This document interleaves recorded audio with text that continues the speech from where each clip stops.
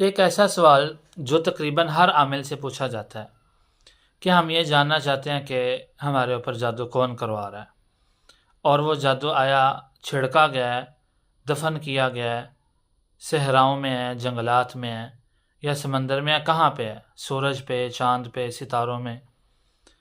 تو حقیقت یہ ہے کہ یہ جاننا کسی کے لیے بھی ضروری نہیں ہے، اور نہ ہی کوئی عامل صحیح طریقے سے بتا سکتا ہے۔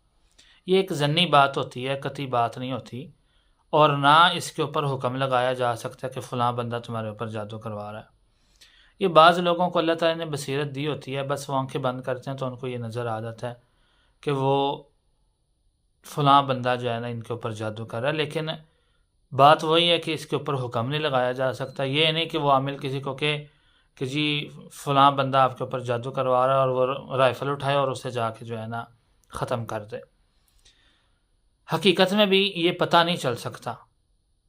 ایک طریقہ جو ہے ہمارا وہ یہ ہے کہ مریض جو ہے وہ سونے سے پہلے سورۃ التکویر 3 دفعہ پڑھے، اللہ تعالیٰ کے حکم سے اسے خواب میں پتہ چل جائے گا کہ جادو کہاں ہے اور کون کروا رہا ہے۔ لیکن میں نے پہلے بتا دیا، خواب میں حجت نہیں ہوتے یا اس کے اوپر حکم نہیں لگایا جا سکتا۔ یہ صرف ان لوگوں کے سوال کا جواب ہے جو یہ کثرت سے پوچھتے ہیں، ورنہ یہ بھی ضروری نہیں ہے کہ جادو ختم کرنے کے لیے یا علاج کرنے کے لیے یہ جاننا ضروری ہو کہ وہ کہاں اسے پکڑ کے نکالا جائے، اسے ختم کیا جائے۔ ایسے نہیں ہے۔